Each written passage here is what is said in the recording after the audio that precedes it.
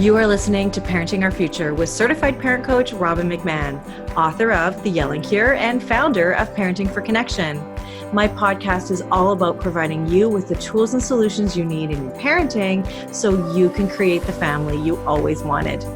For more information on my book and other resources, check out yellingcurebook.com.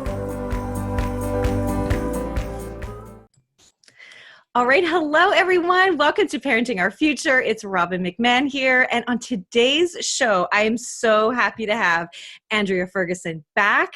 And Andrea is among many, many, many other amazing things. She is a fit mindset mentor and coach, and she's the founder of the Fit Life Method. And today, because it's the holiday season, we're going to be talking about relationship mirrors. And it's such a cool topic because understanding someone's role in your life and why they trigger you, why they push your buttons and drive you crazy can actually help you to drastically and dramatically transform your experience and your relationship with them. So, Andrea, welcome. Thank you for being here. Thank you so much for having me, Robin. Awesome. So, can you sort of start at the beginning and explain what it is you mean about a relationship mirror and how relationships are our mirror? Yes, I believe that, or I've come to know that everyone in our life is here for a reason.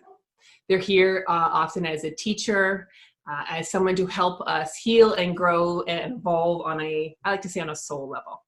So everyone in our life, I like to ask the question is, what is this person helping me to develop by being in my life? So naturally, people come into our lives both as challengers and as supporters. And so, okay. So challengers and supporters. Okay. So this is one of the things that we wanted to talk about today because we're in the midst of the holiday season and you're going to be faced with people who you don't normally see on a regular basis. Maybe it's Uncle Fred, from that you only see once a year. Maybe it's your mother-in-law, father-in-law. I don't know. We don't want to vilify in-laws. One day I'll be one, but still, there are people in our lives who just really trigger us. And I think you called them VDP, right? Very difficult people. Yeah. And I have some of those in my life and we all do, right? So what you're trying to tell me here is that those people are really a gift. Those people are here to teach us. They are. They're here to help you grow and evolve into a higher version of yourself, a better version of yourself. Okay. I know. But are you sure? I know, but just even think about making that little shift, that alone, that little perspective shift when you're in the moment of that trigger or being with that person who is, behaving in a difficult way or causing you to feel uncomfortable or angry or mad or sad or whatever it is. Simply by making that little shift into what are they here to teach me? How are they here to help me grow?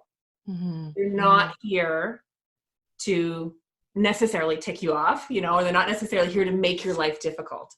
Although it may appear that they are. Right. I like to ask the question, okay, what are they here for? How are they going to here to help me grow? And that's a powerful shifter right there. Yeah. So whether it is intentional that they are hurting you, triggering you, upsetting you or not, the fact is you are upset. So what can you take from that? How can you learn? How can you grow?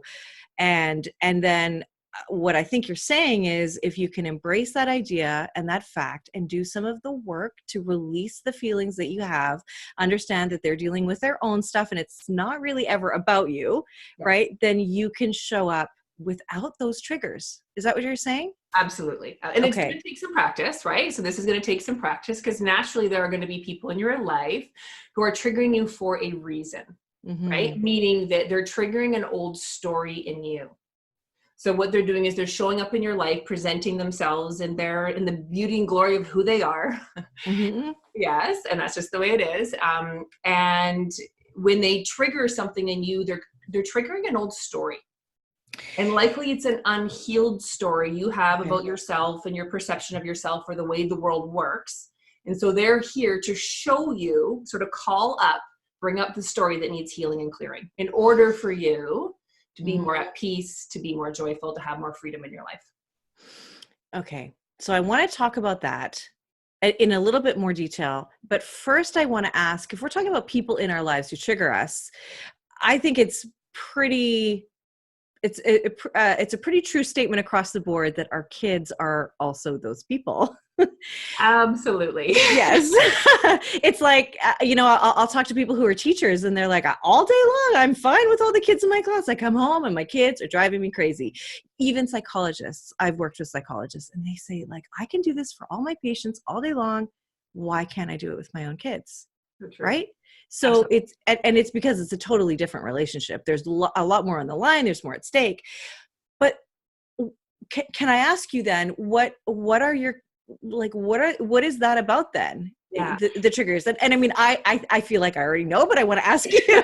So I love to think that our children bring up, are an expression of, or reflect back to us, both our strengths and our gifts, as well as our greatest fears about ourselves. Okay, tell me more. Yeah. So if you actually are to kind of look, I've played with this, and I've actually done it with both my husband and I. We kind of sat at the table and I'm like, hey, what are your greatest fears? If we were to look at kind of, what my greatest fear might be. And we kind of look at our kids and we go, yeah.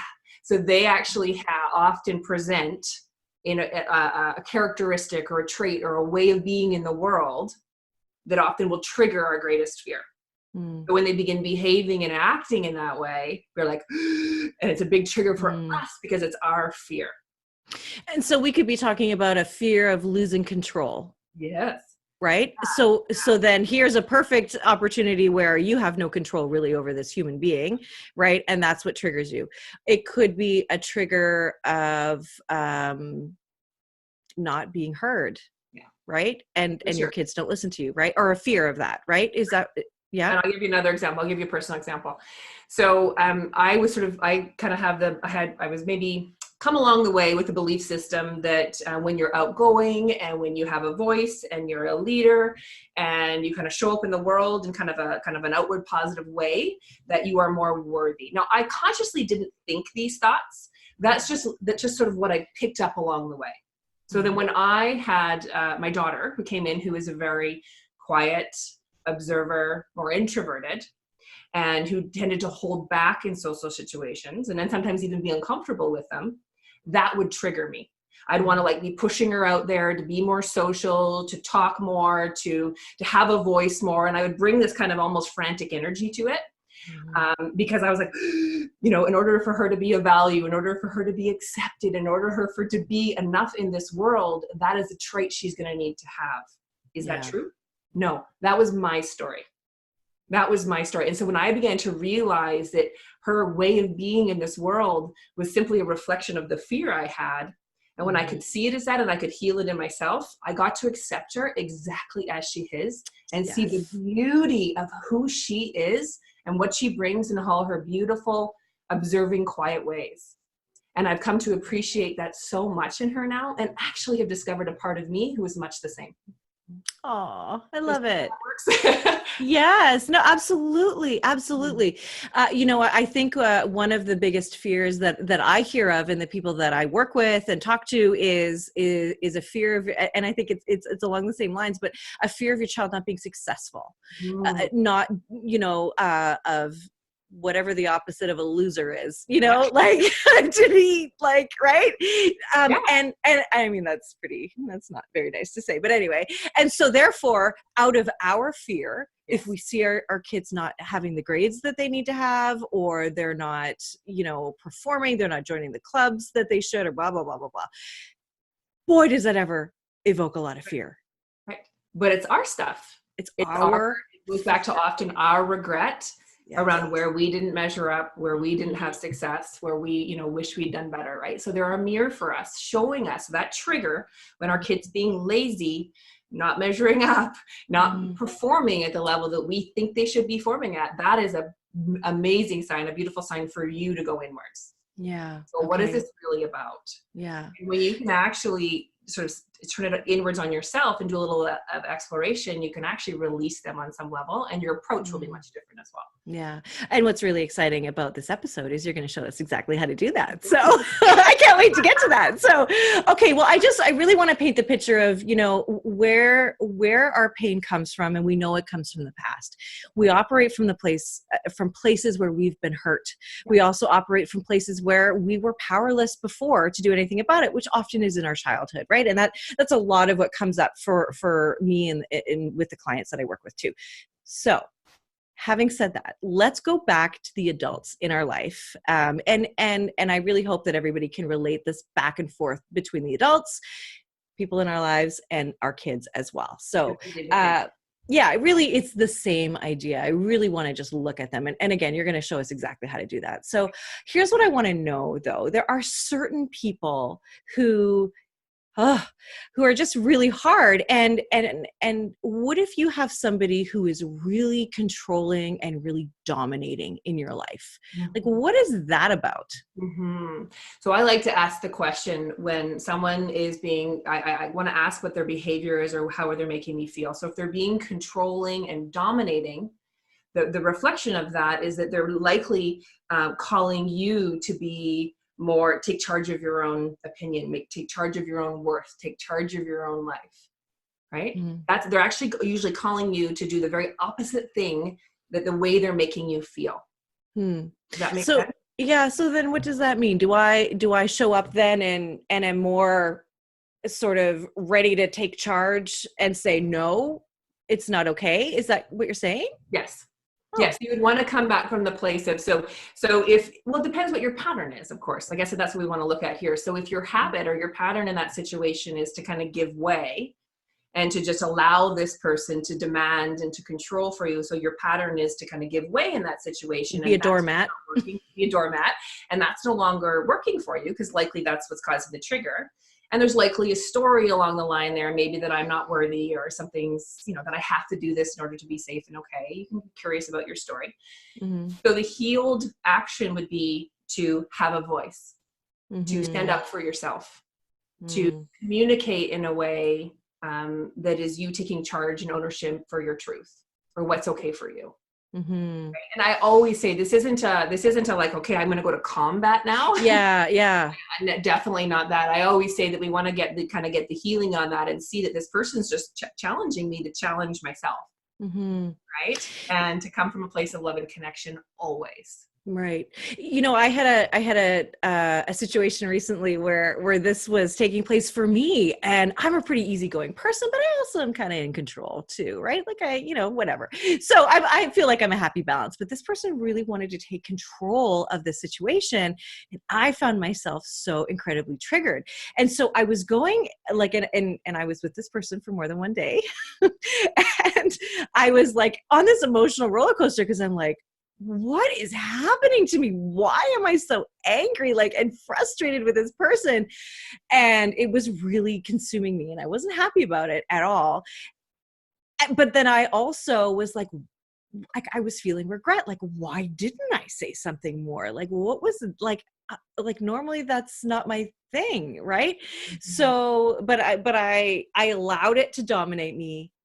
But I've learned from it since, if that makes sense. Absolutely. Right?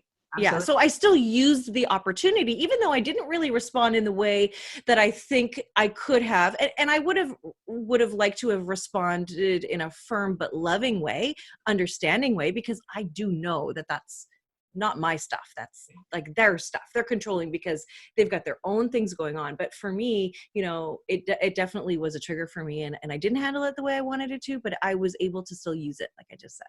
Yeah, definitely. So you often, especially when you're just learning and practicing this, you might not get it in the moment. That's just the reality. You're gonna walk away from it. But once you have a little bit of the tools, and that was me before too, for sure. And then still sometimes, depending on what the trigger is, in the moment, sometimes it's difficult to get and put it into place. But when you can come away from it and you have a process to work through, so you can get the learning that the next time it will happen, because it will. Yep. Life works. The universe just keeps delivering until you have the opportunity to master it.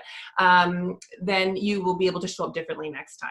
But even how did that perspective shift? So being able to just see it from that perspective help you move into a place of compassion or help you move into a place of understanding with it rather than taking it so personally? How did I do that? Yeah.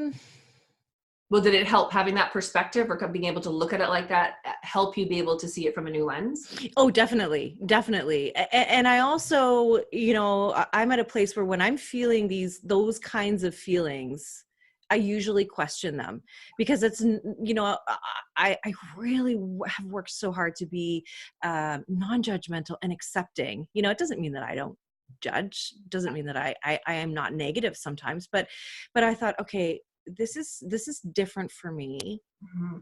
And also, I don't think this person liked me. And I think that was a problem for me too. Like, I'm pretty likable, I think, but she didn't like me at all. And I was like, whoa, that doesn't feel good. Yeah. So, you know what I think really helps though, in general, and you're the master, not me, is just to slow the heck down. Yes. Like just... Yeah. And I mean, I always like pausing with my kids is the first thing they do, but just slow down for a minute before you react, before you respond, and just be like, how come? Like, what is this? Had I done that then, I think I would have had more of a voice. Sure. And I would have been able to say, hey, you know what? Like, I need you to, like, it's okay for you to relax. I got this. Yeah. I'm good. And also I may make a mistake and you may be uncomfortable, and that's okay with me too. Right? And yeah, for sure. And sometimes I also like to look at it as sometimes it's coming up for us, even when we've done a lot of work and we've done a lot of stuff, it's coming up for us because there's a new layer for us. Yeah, true. So there's a new opportunity for us. Maybe there's something a little deeper that's still lingering. And thank you, person, for showing up in my life to help me catch that. Yeah. That lingering thing is preventing me from continuing to grow and to evolve even further. So that's exactly when we've done the work, and even having coming, level of mastery that maybe you have when you are someone who's experienced in this. There's still opportunities for us if you want to continue to grow and evolve. And this is how it shows up in our life. Thank you.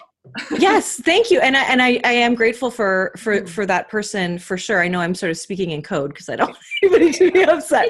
Okay, so that was a good example from my own life. Thank you for indulging me.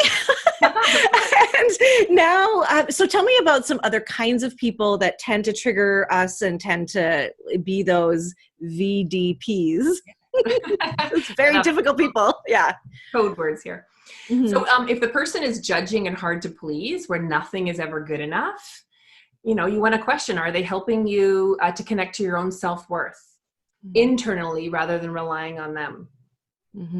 So it can feel hard to be in the space of someone being judgmental and hard to please, but what are they here to teach you? Right? Yeah, that's really hard. Come from in here, right? Come from in here, right? Yeah. If the person is negative and trying to pull you into their negativity, we've all been there, right? When we're kind of at a high vibe state and we're getting pulled. And maybe that's something that happens, is that you're in a high vibe state and you find that you're around people who are negative and then you're pulled out. So maybe they are here to teach you to stay in your own emotional state or build the skill of becoming the master of your own emotional state, regardless of how they are. That's a skill. Right. So not get sucked in by their negativity and make it ruin your own day, because we know that kind of way of being is contagious, right? Yes, but our way of being joyful and all this stuff is also contagious, right? Yeah. So can you maintain your state or stay in that energetic state despite the external conditions? So people who are negative, they're here to challenge you. They're here to give you the opportunity to practice. So challenge accepted. Challenge accepted. Okay, good. Yeah. Okay. If the person is mistreating you, are they trying to help you to finally connect with your deep knowing that you deserve more, and that this mistreatment is unacceptable to you? Good one. They're here to teach you about your own deservingness and for you to own that and not wait for something outside of you to give you permission to own it. That's so good. And this one I like too, which is if a person is betraying you. So is their betrayal trying to flesh out a deeper betrayal that you experienced as a child that you haven't fully grieved or healed? So that could be why that's happening.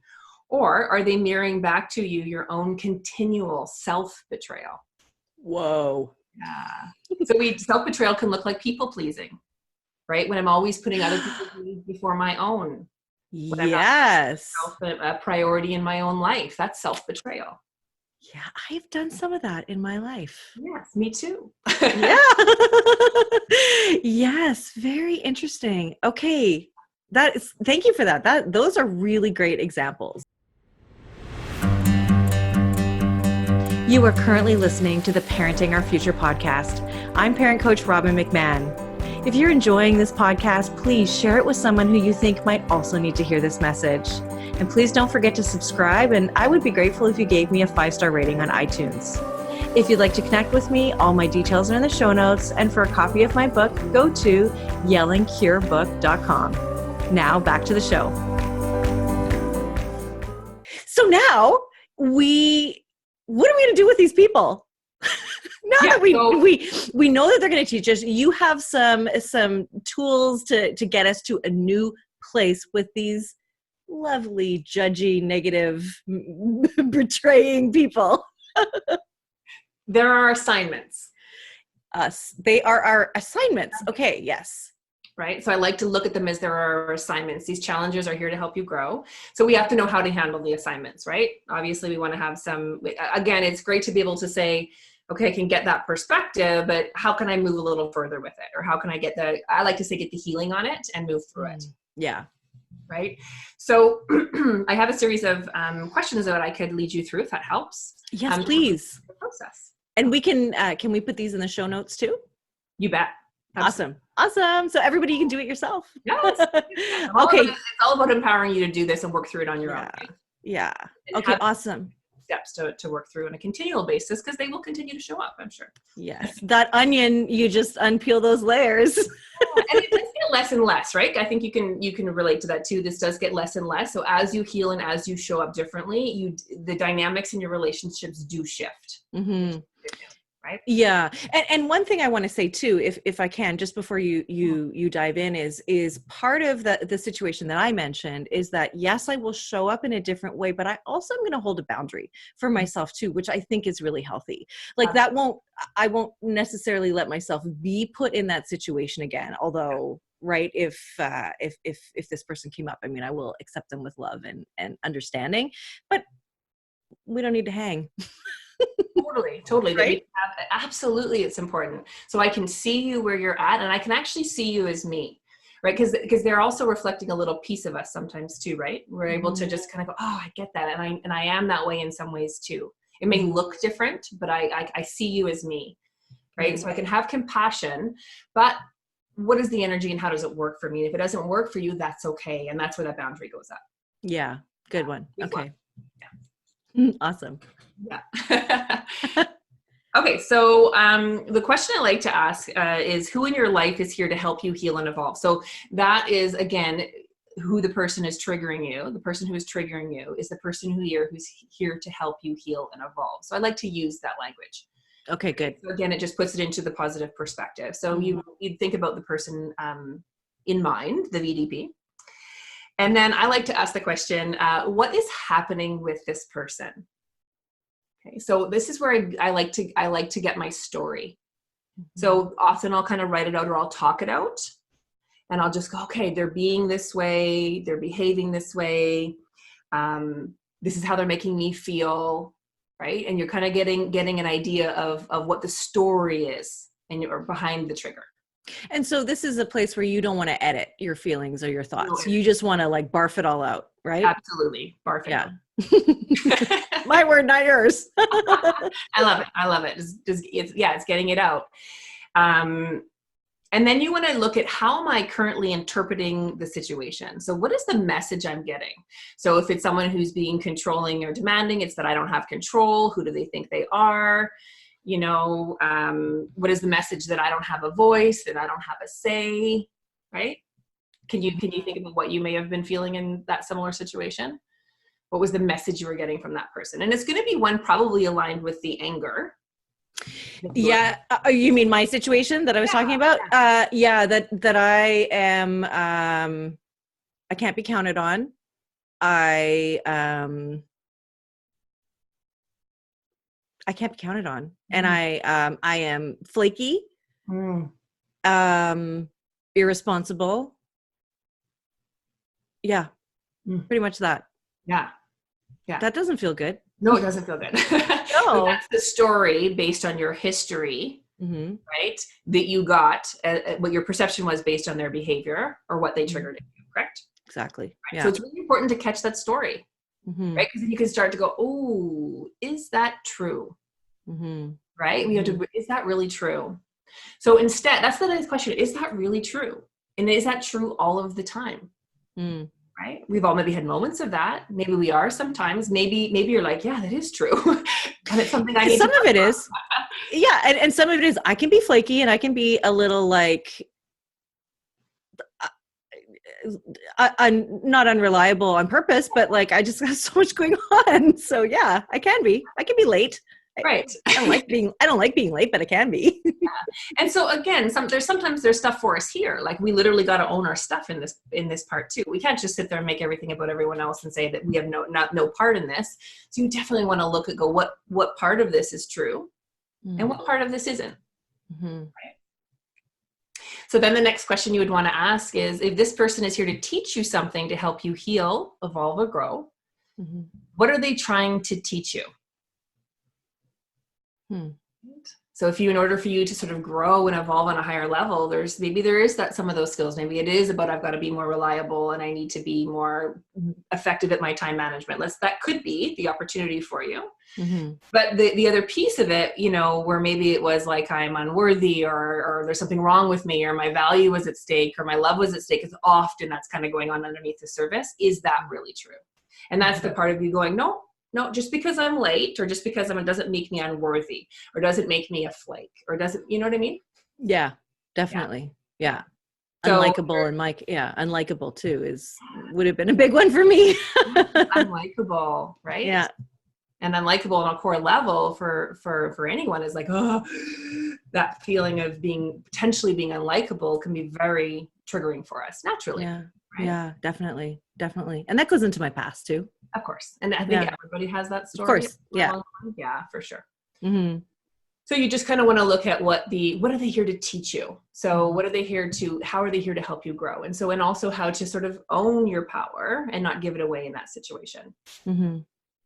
And then once you get the lesson, you want to engage the next time. So how would you engage in the future? How would you choose to engage differently next time? So you kind of want to map that out a little bit. What would it look like to engage from a place of owning my power? Yeah. Knowing my truth and setting a clear boundary. So I like to have that kind of thought about it in advance. So when it shows up again, I'm like, oh, here's the situation. Because that's how we learn, right? Is we kind of want to think about it outside of the situation so that we can put it in place when it arises the next time. Yes. The act when we're triggered. Yeah. It's like back to those old patterns, right? Exactly. Yeah. It's like an implementation intention where you're thinking ahead to the intention that you want to set for yourself and how you want to show up. And when I look back, I would have showed up with more communication too. Like, this is what's happening. This is what we're doing. Because I see that you need a lot of reassurance and you're worried about things. And this is what's happening. This is how it's going to go. And then when things came back on me, it would have just been like that. That's okay. I know it's hard for you to be uncomfortable. Right? Compassion. Yeah, I know. I see that that's hard for you. Yeah. But it doesn't mean I'm a loser. No, exactly. Yeah. Exactly. Because that's the story that's got to go. Yeah. The one that I'd be a loser because of this, right? And we all have that version that goes on, right? Yes. So, so then that's what the question I would ask is, if how would I respond to this situation having learned the lesson, right? What boundaries would I set? Yeah. Love boundaries would I set? And then what actions would you take to engage differently next time? Yeah. So giving it some thought and some kind of, and then it's this is how you heal it. Yeah. And healing it happens not just on the page here when you write this. While you'll understand the steps to healing by articulating and writing it out, the healing happens the next time something happens like this and you show up differently. That's when the healing. Oh. And then you're giving yourself like a high five, like, like pat on the back. I would have done this before, but this time I did this. and even if it's imperfect, and even if it's just a little bit of improvement, you sort of went back, but I caught it, and that's healing. And then every time I show up from that place, you're showing up from that healed place. And thank you for saying that, because we may not get it right the next time. We may just get part of it right. And that's okay too. Right? Yes. Oh, it's all good. It's all good. Every little step in the direction of that healed response and healed action is good. And depending on what the situation is, depending on how deep it is and how rooted it is, it may take more imperfect practice. And that's okay. Yes. And that's okay. So go easy on yourself too. Yes. You don't want to add beating yourself up to the list of things that are going on. Like, just be kind to yourself. Yes. So this is a practice in self-compassion. Yes. Right. So this is a practice in both both self-compassion and compassion for others. Right. So I'm going to have a practice for the unhealed part of me that's getting triggered, and just seeing it through a new lens. Right. Rather than beating myself up or telling that old story. And then also seeing that person as a gift, and also seeing them as me. Like, I get it. I've been there. I know it looks different. We may be handling that feeling of control differently, but I get you. We are the same. We're all hustling to just be enough, to be seen and to be heard. Yeah. Yes. Yes. That's how we're all the same. Yeah. So that's how you move into a place of compassion with it, and really just accept the lesson and accept the assignment as an opportunity for healing and growth. Right. Okay. So everyone who's listening, your assignment is to try these steps before you are met with some of these people who trigger you in your life, right? This is such a great time to do this, and see how you can make the holidays so peaceful for yourself and show up in a different way. Like, how amazing would that be when you can show up with compassion, with understanding, when normally you would be on guard, you would be ready to, to fight, to be angry, whatever it is, and instead to just accept and to just be different. I think I would just love to hear from you if you are going to do this work, and see how that changes for you. I think that's so good. And also look at your kids, look at what they are showing you through your own triggers, right? And look at yourself from the perspective as a child too. Like, what happened when you were a child that might be that is related to this, because it is. Absolutely. Right. And I always say that my oldest son who brought me to this work, he is my greatest gift, because if it wasn't for him, if I hadn't struggled with him and done a lot of work, I wouldn't be here now. And, I have more joy. I have more connection and compassion. I meet people like you. I get to, coach these beautiful parents that I do. And I am so grateful and so thankful to him. It doesn't mean that all of our problems are solved and that it's smooth sailing. I work at it every day. I practice it. And the key word is practice, because I have to commit to it every day. I have to practice every day. We go deeper. We evolve every day. Things change as my kids grow and different circumstances come into play. So there's always, it's like the gift that keeps on giving.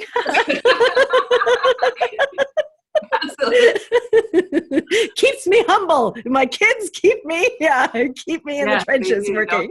Yeah, they do. And thank God for that. So, Andrea, do you have any last words to leave us with here? Because this has been awesome. Thank you so much. Just thank you so much for having me. I think we truly are in a perfect time and place to be actually putting some of this stuff into practice with the holiday season. So my hope is that you'll just take imperfect practice, take little steps to shift the way you perceive and see your world and see the people in your world. And if you can just make that simple shift that everyone is a gift, whether they're challengers or supporters, you'll experience quite a significant change in how you feel and how you show up. And that's what matters most. Oh, I love it. On that note, thank you so much. And we'll see you in January for another episode. I look forward to it. Thanks, Andrea. And all of Andrea's details are going to be in the show notes, as well as all of these tools. So thanks again, Andrea, and we'll see you soon. Thank you. Bye, everyone.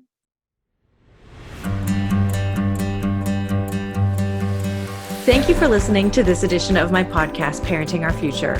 I'm parent coach Robin McMahon, and if you're enjoying this podcast, please share it with someone who you think might also need to hear this message.